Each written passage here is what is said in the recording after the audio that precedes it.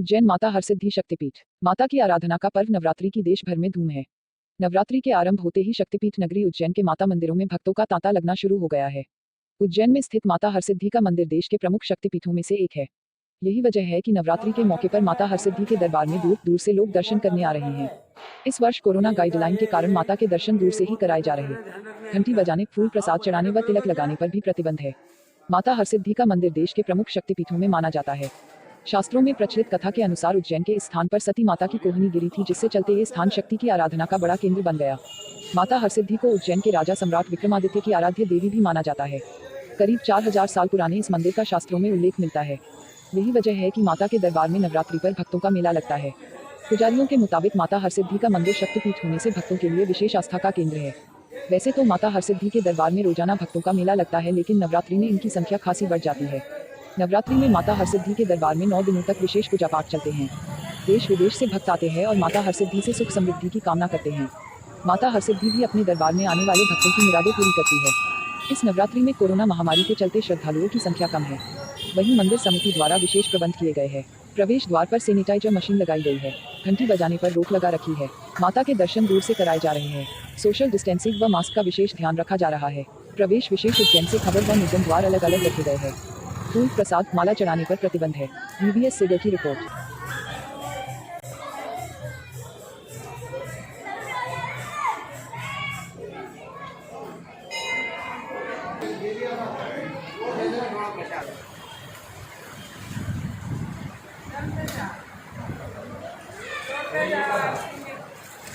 तो क्या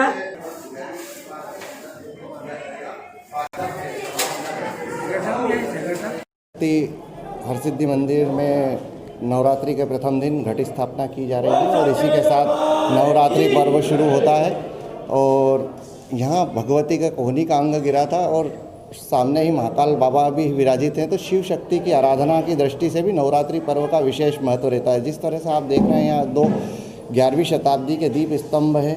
इन दीप स्तंभों के प्रज्वलन से पूरे महाकाल वन में रोशनी होती थी, तो आज से यह दीप पर्व भी शुरू हो जाएगा और पहले दिन से ही लोग भक्ति और शक्ति की आराधना करते हैं। कोरोना गाइडलाइन का किस प्रकार से ध्यान रखा जा रहा है? कोरोना गाइडलाइन को लेकर के प्रशासन की बैठक में तय हुआ था कि गर्भगृह और सभा मंडप में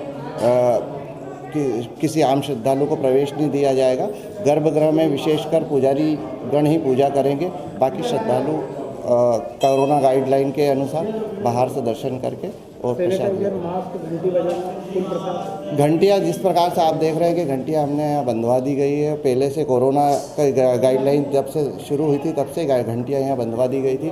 उसके अलावा से जैसे दर्शन शुरू हुए पुनः तब से सैनिटाइजर की व्यवस्था है। नित्य शाम को यहाँ सैनिटाइज होता है और श्रद्धालुओं के हाथ सैनिटाइज करने की भी व्यवस्था यहाँ पर की गई। क्या नाम है आपका? रामचंद्र गिरी पुजारी।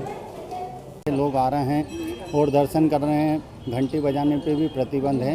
फूल हाल नहीं ला रहे हैं श्रद्धालु। किस प्रकार की दर्शन व्यवस्था रखी गई है श्रद्धालु के लिए? बाहर से माता जी के दर्शन किए जा रहे हैं और सभी माता जी का आशीर्वाद लेके जा रहे हैं और अपनी मनोकामना। आपको कैसा लगा आज दर्शन करके? बहुत ही अच्छा लगा माता जी के दर्शन करने से। अजय जोशी में महाराज विक्रमादित्य की आराध्य देवी हरसिद्धि माता उनकी कुल देवी थी और यह 51 शक्तिपीठों में से एक है। और यहाँ माता की कोहनी गिरी थी और इस शक्तिपीठ का ही बड़ा उज्जैन नगरी में बड़ा ही महत्व, पूरे भारतवर्ष में बड़ा महत्व है। यहाँ दूर दूर से लोग गुजरात से, महाराष्ट्र से, केरल से, हरियाणा से, पंजाब से पैदल आते हैं और माता की आराधना करती है और माता उनकी मनोकामना दूर करती है। इस अवसर पर मैं देशवासियों को नवरात्रों की बधाई देता हूं कि उज्जैन पधारें और माँ हरसिद्धि के दर्शन करें और उनका आशीर्वाद प्राप्त करें। के चलते हुए यहाँ पे बहुत अच्छी व्यवस्था की गई है। लोग हमें सभी दर्शनार्थी दूरी से बना के दर्शन कर रहे हैं और सभी को बहुत अच्छे से दर्शन प्राप्त हो रहे माता रानी के। जय माता दी। क्या नाम है? सारिका।